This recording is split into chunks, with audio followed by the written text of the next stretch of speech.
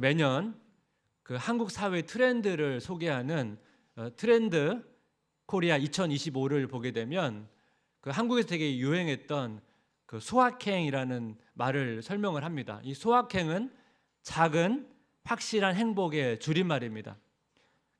별 볼 일이 없지만 누구나 경험할 수 있는 일상에서 느끼는 이 작은 행복감을 말합니다. 그래서 많은 사람들이 SNS를 활용하면서 사진들을 올릴 때 해시태그로 소확행 이렇게 이제 표시를 합니다. 근데 시간이 지나면서 SNS에 올리는 사진, 소확행이라고 표시한 사진들을 보니까 점점점 좀 화려해지는 거예요. 그래서 이게 누구나 누릴 수 있는 행복인가? 그런 질문이 생기고 각종 계속 경쟁을 하면서 누가 더 행복한가? 그러면서 많은 현대인들이 이 행복에 대한 피로감을 느꼈다는 거예요. 그래서 2025년대에 유행할 코리아 트렌드로 아보하가 보였습니다. 아보하. 제가 책 내용을 한번 인용해 보겠습니다. 아보하는 행복 연구의 대가, 서울대 심리학과 최인철 교수가 쓴 책 아주 보통의 행복의 제목에서 영감을 얻은 말이다. 이 책은 우리가 진정으로 행복해지기 위해 필요한 작은 지혜들을 소개한다. 그러나 오늘날은 소소한 행복의 개념마저 변질돼 지나치게 과시적, 경쟁적으로 사용되고 있다. 이에 대한 우려를 담아 굳이 행복까지 이르지 않아도 무탈하고 평범한 일상이 소중하다는 점을 표현하고자 행복 대신 하루라는 단어를 사용했다. 아보하는 아주 보통의 하루의 약자입니다. 그러니까 행복을 바라지도 않고 내일이 오늘만큼만 되면 좋겠다. 오늘 정도면 그냥 감사하겠다는 거죠. 이것이 지금 현대인들이 가지고 있는 생각이라는 것입니다. 이 행복에 대한 피로감 때문에 반작용으로 행복을 아예 바라지도 않고 그냥 평범한 하루를 보내는 것으로 감사하다는 거예요. 그렇다면 글쓴들은 이런 현대인의 이 생각을 어떻게 바라봐야 되는가? 이 행복에 대한 어떤 강박을 갖는 것도 문제가 되고요. 이 행복 자체를 사실 포기하는 것도 사실 문제가 있습니다. 신명기 33장 29절 상반절을 보니까 이스라엘이여 너는 행복한 사람이로다. 여호와의 구원을 너같이 얻은 백성이 누구냐? 그는 너를 돕는 방패시오 내 왕의 칼이시로다. 성경에서는 우리가 하나님의 구원을 받은 자로서 이미 행복한 자라고 선언을 합니다. 그러니까 이 표현을 보면 행복에 대한 강박도 아니고 행복에 대한 포기도 아니죠. 성경에서 말하는 이 행복의 근원은 이 하나님의 구원을 받은 자가 누리는 것이거든요. 그렇기 때문에 우리가 행복을 굳이 포기하지 않아도 우리가 행복할 수 있는 이유, 감사할 수 있는 이유가 우리 안에 존재한다는 것입니다. 그럼 우리가 감사하는 자로 살기 위해서 필요한 게 뭔가 오늘 본문을 통해서 좀 살펴보기를 원하는데 예수님께서 이제 예루살렘으로 가는 중이었습니다. 누가복음 17장 11절 예수께서 예루살렘으로 가실 때 사마리아와 갈릴리 사이로 지나가시다가 예수님께서는 사마리아와 갈릴리 사이로 지나갔습니다. 유대인들이 그 당시에 갈릴리에서 예루살렘으로 갈 때 사마리아를 통과하지 않고 우회하는 길을 선택을 했습니다. 그 이유는 유대인과 사마리아의 관계가 좋지 않았기 때문에 그렇습니다. 길을 가다가 그 한 마을에 들어갔는데 나병 환자 10명을 만나게 됐는데 이 나병 환자의 행동에 좀 특징이 하나 있습니다. 누가복음 17장 12절 한번 같이 읽어볼까요? 한 마을에 들어가시니 나병 환자 10명이 예수를 만나 멀리 서서 나병 환자는 예수님께 가까이 나아가서 고백하는 게 아니고 멀리 서서 도움을 청한다는 거예요. 이 나병 환자는 오늘날로 말하면 한센병을 포함한 모든 피부병을 다 통칭하는 겁니다. 나병 환자는 모세 율법에 근거하면 이제 부정한 사람이기 때문에 이제 공동체에 들어갈 수가 없거든요. 그래서 어떤 자료를 보니까 이 나병 환자는 어떤 사람이나 장소에 50보 이상의 거리를 둬야 된다는 거예요. 그러니까 50보 이상 거리를 두고 지금 예수님 앞에 서가지고 예수님께 지금 도움을 청하고 있는 상황이라는 거예요. 근데 오늘 본문을 자세히 살펴보면 이 나병 환자의 구성이 되게 특징이 있습니다. 그게 뭐냐면 유대인과 사마리아 나병 환자 함께 있다는 거예요. 제가 앞에서 말씀드렸잖아요. 유대인과 사마리아는 서로 부정하고 서로를 싫어하기 때문에 서로 상종하지 않는 관계거든요. 근데 어떻게 이들이 함께 공존하는가? 그럼 여러분 생각을 좀 해봐야 되거든요. 왜 이들이 같이 있지? 여러분, 나병 환자는 일종의 피부병인데, 여러분 그냥 일종의 피부병 같은 경우는 그냥 치료하면 되잖아요. 근데 한센병 같은 이런 심한 피부병의 경우에는 누군가의 도움을 받아야 돼요. 근데 여러분, 나병 환자들은 공동체로부터 격리돼야 되잖아요. 그러니까 일반 사람들의 도움을 받지를 못해요.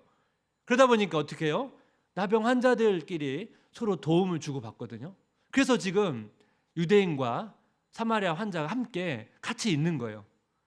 유대인의 나병 환자 입장에서 보게 되면 유대 공동체로부터 격리를 당했고 아마 어떤 상처를 받았는지 이 유대 공동체를, 유대 지역을 떠나서 이 사마리아 지역에 있는 근처까지 와가지고 이 사마리아 나병 환자 함께 같이 있다는 거예요. 그렇게 보면 이들은 뭔가 상처받고 소외받은 사람들입니다. 근데 이들이 예수님의 도움을 받아서 치유가 되는데, 이 내용을 살펴보면 감사하는 자와 감사하지 않는 자로 나누게 된다는 거예요. 그럼 무엇이 이 두 그룹을 이렇게 나누게 되었는가? 그래서 감사하는 사람의 특징을 살펴보면서 우리의 좀 감사를 한번 돌아보면 좋겠습니다. 감사하는 자의 특징 첫 번째는 뭐냐면 예수님을 선택하는 자입니다. 예수님을 선택하는 자. 이 나병 환자 10명의 되게 귀한 모습이 있거든요. 누가복음 17장 14절 한번 같이 읽어볼까요? 보시고 이르시되 가서 제사장들에게 너희 몸을 보이라 하셨더니 그들이 가다가 깨끗함을 받은지라. 예수님께서 나병 환자를 고치신 이후에 제사장에게 가라고 한 게 아니에요. 고치지 않고 지금 제사장에게 가라고 얘기했거든요. 근데 이 10명이 그 예수의 말씀에 순종을 했다는 거예요. 치유되지 않은 상황에서 제사장에 가는 도중에 치유가 된 것입니다. 그런데 치유된 이후에 이 10명의 행동이 나눠지게 되는 겁니다. 누가복음 10장 15절 보니까 그 중에 한 사람이 자기가 나은 것을 보고 큰 소리로 하나님께 영광을 돌리며 돌아와. 사마리아 출신의 나병 환자가 예수님께 돌아왔다는 거예요.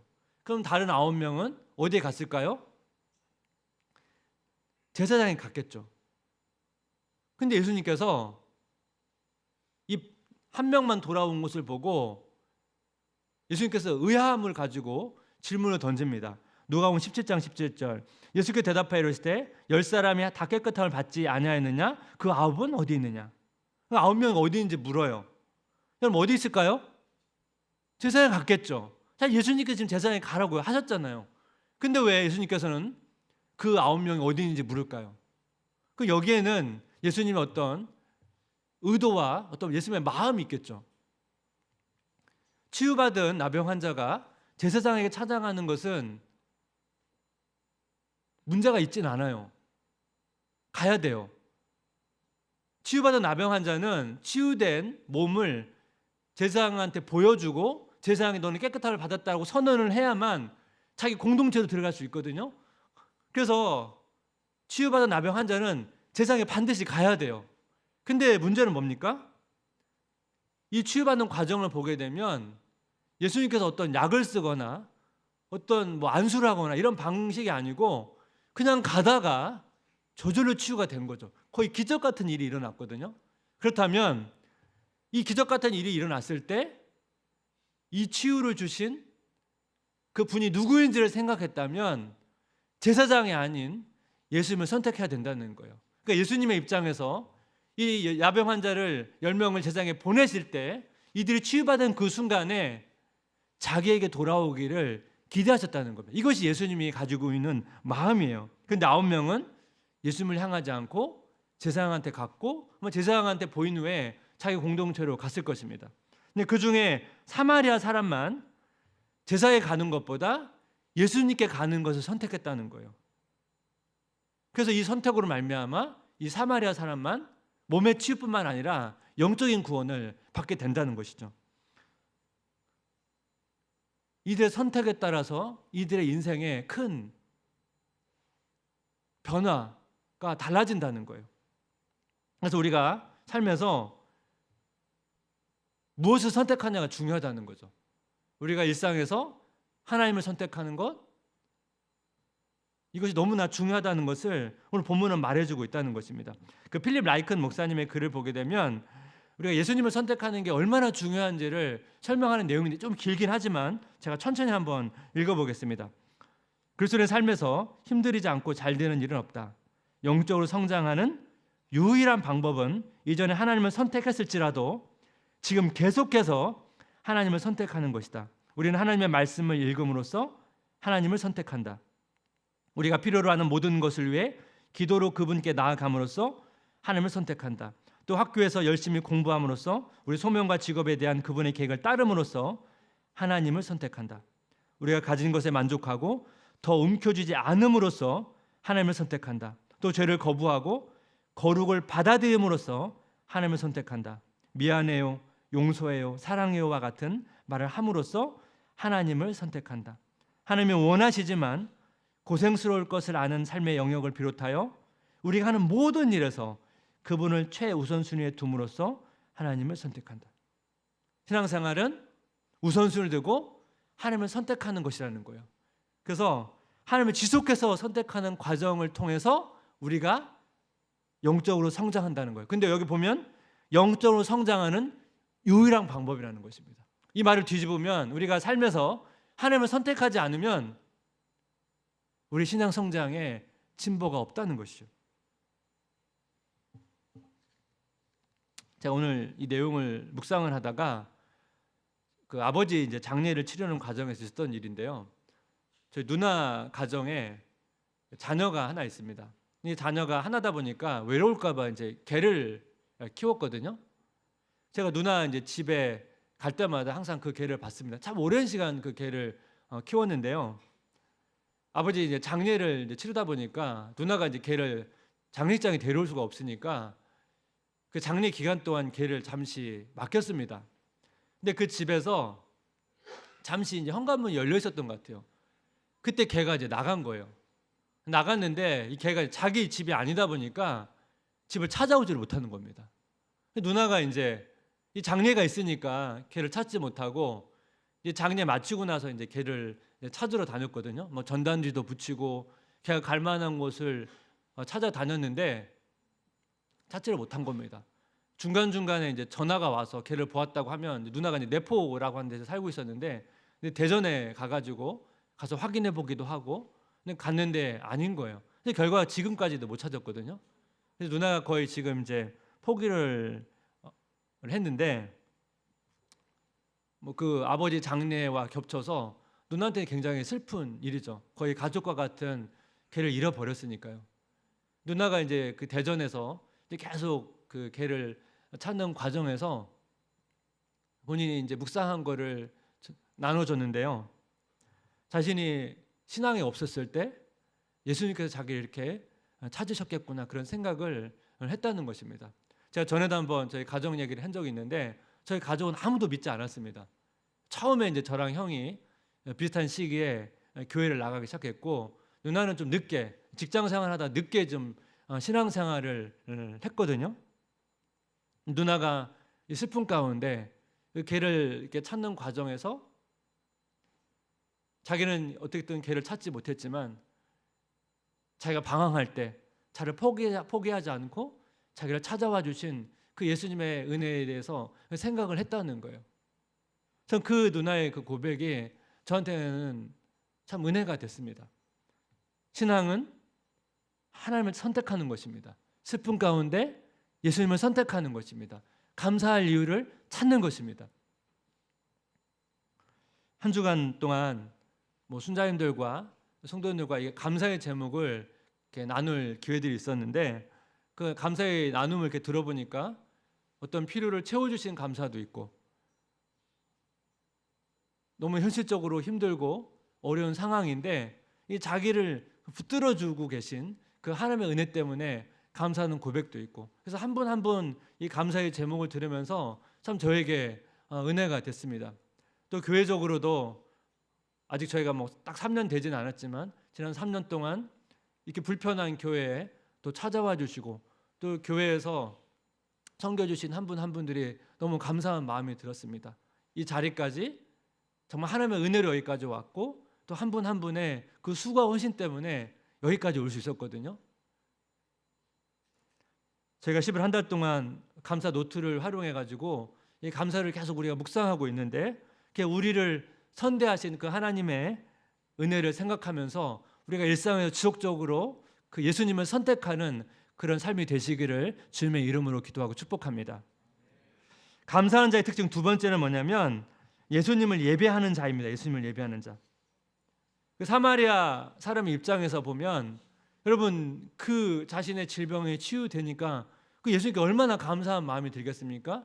누구라도 여러분 그런 질병에서 치유가 되면 그 감사를 표현하고 싶지 않겠습니까?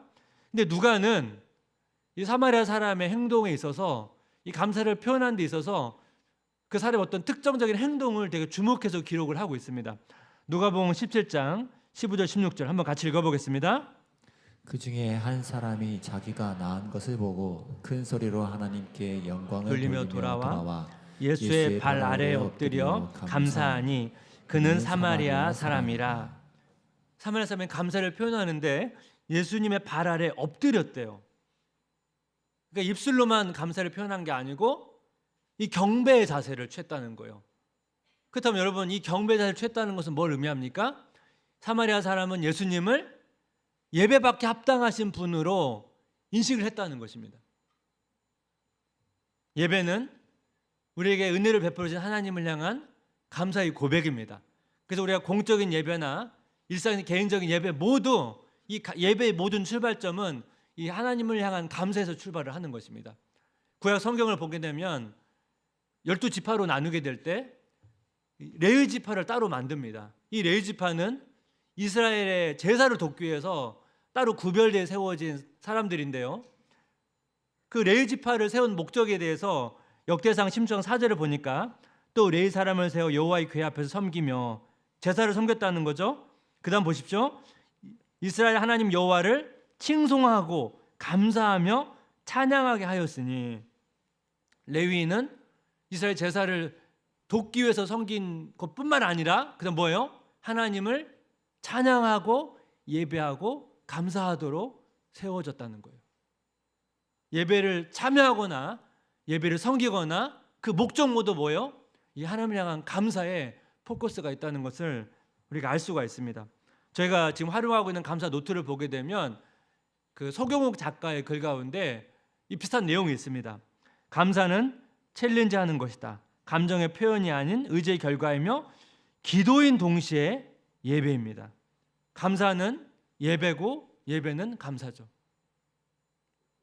왜 여러분 이 두 가지가 연결될까요? 여러분 예배는 하나님을 향하고 또 공동체를 지체를 향합니다. 하나님께 영광 돌리고 또 지체들과 교제하고 지체와 지체를 축복합니다. 쌍방향에 이루어지죠. 감사도 마찬가지예요. 감사도 하나님을 향하고 공동체를 향합니다. 하나님을 향한 감사가 있고 지체를 향한 감사가 있죠. 그래서 어떤 측면에서 감사는 예배고 예배는 감사입니다. 제가 앞에서 감사는 우리를 선대하신 하나님을 향한 그 감사의 마음에서 시작이 된다고 말씀을 드렸는데 한 목사님께서 그 함석헌의 시를 통해서 그 받은 은혜를 나누는데 그 함석헌 이분은 그게 한국의 사상가이면서 그 퀘이커 기도입니다.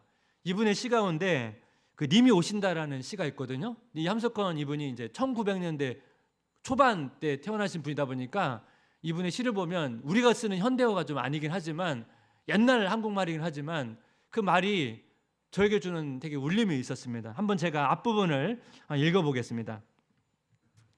님이 오신단다. 길 닦아 예비하자. 내 집에 오시는 님을 날 보러 오시는 님을 그저 어찌 맞느냐. 높은 것 낮추고 우물어진 것 돋우고 굽은 길을 곧게 하고 지저분한 것을 다 치워 님이 바로 오시도록 하자. 님을 기다린다면서 그저 찾거나 이것저것을 온방한 호투로 늘어놓아 그저 앉으실 곳도 없이 했구나. 예수님이 오신다는 소식을 듣고 온 방을 청소하려고 했는데 여기 보면 그저 잤거나 피곤해서 그런지 잠이 들어버린 거예요. 다시 잠을 깼더니 예수님이 벌써 와 계신 거예요. 얼마나 여러분 당황스럽겠습니까? 제 시 뒷부분입니다. 아이고 님이 오시네. 저기 벌써 오시네. 이를 어찌노. 어딜 들어오실랍고. 이 얼굴 이 꼴 이 손은 아이.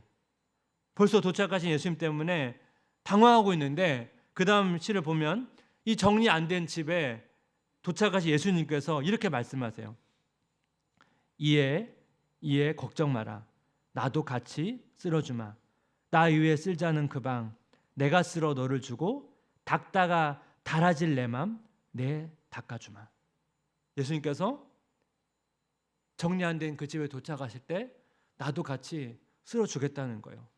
함께 그 방을 정리하고 깨끗하게 해주시겠다는 거예요. 여러분 이 시를 묵상하면서 여러분 만약 우리가 우리의 마음의 방, 우리 인생의 방에 이 모든 것을 다 정리하고 깨끗이 씌운 다음에 예수님을 모신다 한다면 우리는 지금도 예수님을 모실 수 없어요. 우리 인생의 방, 마음의 방, 사실 우리 해결되지 않은 수많은 일들, 복잡한 일들, 슬픔, 두려움, 염려 이게 있잖아요. 지금도 존재하거든요. 이걸 깨끗이 다 치워야만 예수님을 모실 수 있다면 우리는 지금도 예수님을 모실 수 없어요.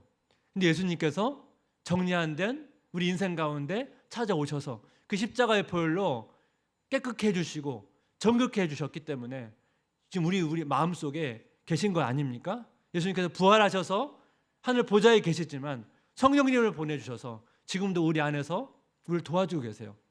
지금도 정리 안 된 우리 마음의 방에 오셔서 그거를 청소해 주시고 정결케 해주시는 그 하나님이 계시다는 것입니다.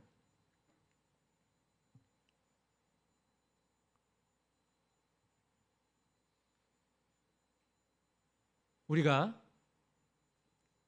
지금도 우리 안에 삶에 많은 혼란스러운 정리되지 않은 일들이 많이 있습니다.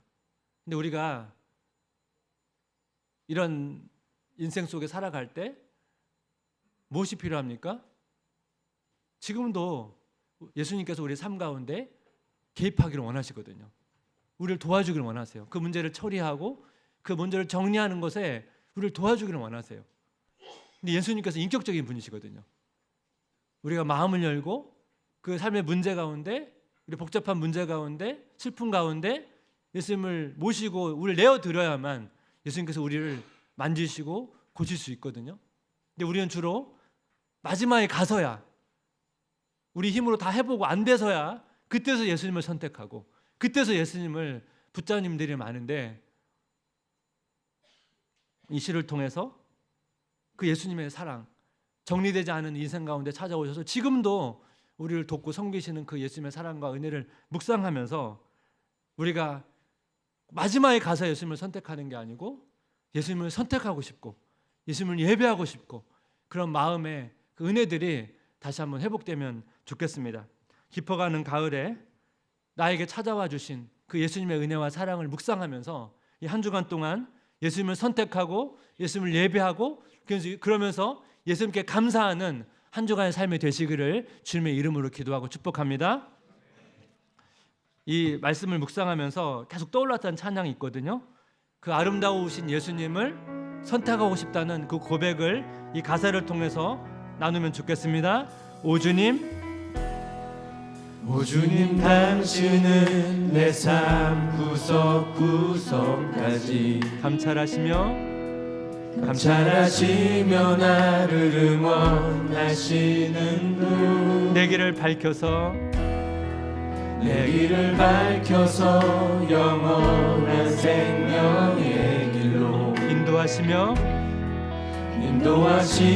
나를 격려하시는 분, 크고 작은 갈등을 겪곤 하지만 어떻게 해요? 항상 결국 당신을 선택합니다. 나의 유일한 고백의 대상은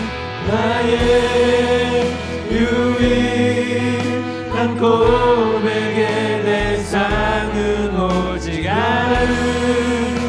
아름다운 당신뿐이 유일한 고백에 나의 유일한 고백의 대상은 오직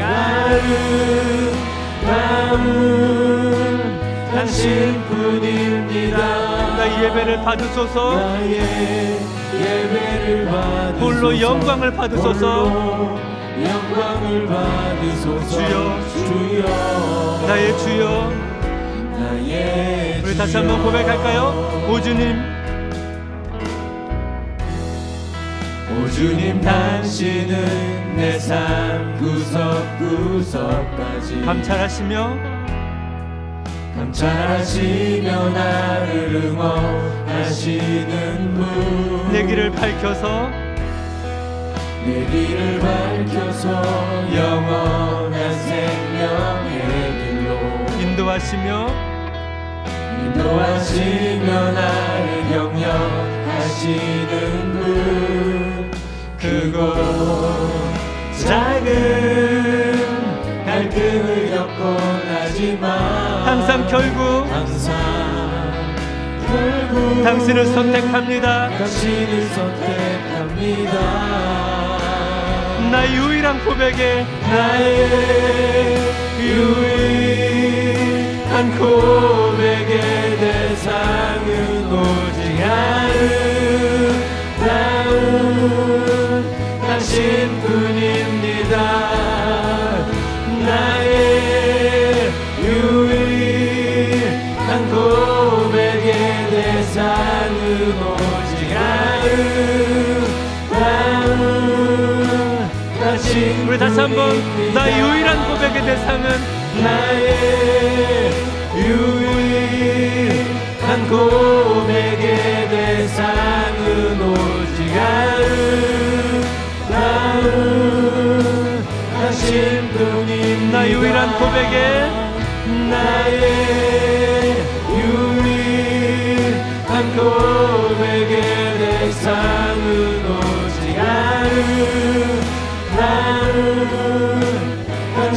당신뿐입니다. 나의 예배를 받으소서. 나의 예배를 받으소서. 홀로 영광을 받으소서. 주여 나의 주여.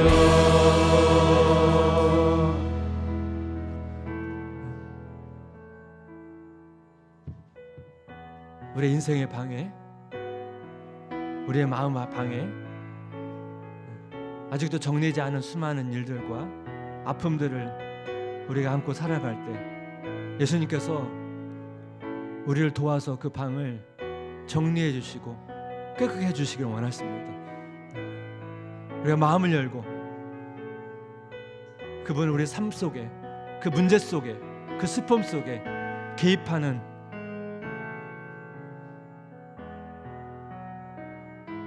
그런 일들이 우리 삶 가운데 일어날 수 있도록 우리가 스스로 문제를 다 해결하려 하고 그러면 우린 예수님과 그 친밀한 교제를 나누지를 못합니다. 우리가 다 해보고 안 돼서 그때서 마지막에 가서 예수님을 선택하는 게 아니고 먼저 예수님을 선택하고 우선순위를 두고 그 예수님을 예배하고 감사를 찾고 우리 삶 가운데 점점점 지속해서 예수님을 선택하고 그분을 예배하고 감사하는 그 삶이 우리의 점점 많아지고 정말 그렇고 싶은 마지막에 할 수 없이가 아니고 그렇게 살고 싶은 우리의 마음이 더 깊어질 수 있도록 은혜를 달라고 하나님 도와달라고 우리 같이 한번 은절히 은혜를 구하면서 같이 기도하기를 원합니다.